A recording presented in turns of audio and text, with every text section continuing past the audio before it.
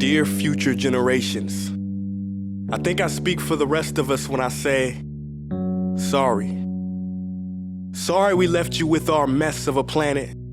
Sorry that we were too caught up in our own doings to do something. Sorry we listened to people who made excuses to do nothing. I hope you forgive us. We just didn't realize how special the earth was. Like a marriage gone wrong, we didn't know what we had until it was gone. For example, I'm guessing you probably know it as the Amazon desert, right?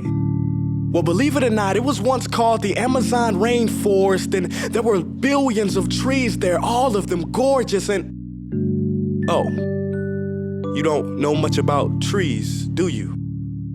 Well, let me tell you, trees are amazing. I mean, we literally breathe the air they are creating. They clean up our pollution, our carbon. They store and purify water, give us medicine that cures our diseases, food that feeds us, which is why I'm so sorry to tell you that we burn them down. Cut them down with brutal machines, horrific, at a rate of 40 football fields every minute. That's 50% of all the trees in the world gone in the last 100 years. Why? For this. And that wouldn't make me so sad if it weren't so many pictures of leaves on it. You know, when I was a child, I read how the Native Americans had such consideration for the planet that they felt responsible for how they left the land for the next 7 generations.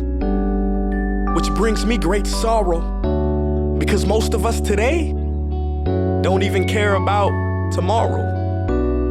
So I'm sorry. I'm sorry that we put profit above people, greed above need, the rule of gold above the golden rule. I'm sorry we use nature as a credit card with no spending limit, overdrafting animals to extinction, stealing your chance to ever see their uniqueness or become friends with them. Sorry we poison the ocean so much that you can't even swim in them.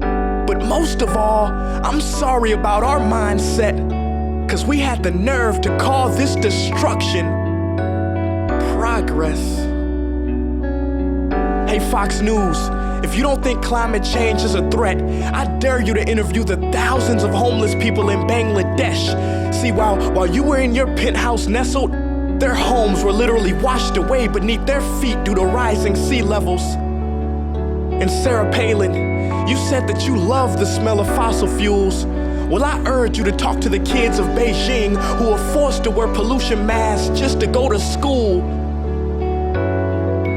See, you can ignore this, but the thing about truth is, it can be denied, not avoided. So I'm sorry, future generations. I'm sorry that our footprint became a sinkhole and not a garden. I'm sorry that we paid so much attention to ISIS and very little to how fast the ice is melting in the Arctic. I'm sorry we doomed you, and I'm sorry we couldn't find another planet in time to move to. You know what? Cut the beat. I'm not sorry. This future, I do not accept it, because an error does not become a mistake until you refuse to correct it. We can redirect this. How? Let me suggest that if a farmer sees a tree that is unhealthy, they don't look at the branches to diagnose it, they look at the root. So like that farmer, we must look at the root, and not to the branches of government, not to the politicians run by corporations. We are the root, we are the foundation. This generation, it is up to us to take care of this planet. It is our only home. We must globally warm our hearts and change the climate of our souls and realize that we are not apart from nature, we are a part of nature. And to betray nature is to betray us. To save nature is to save us. Because whatever you're fighting for, racism or poverty, feminism, gay rights, or any type of equality, it won't matter in the least. Because if we don't all work together to save the environment, we will be equally extinct. Sorry.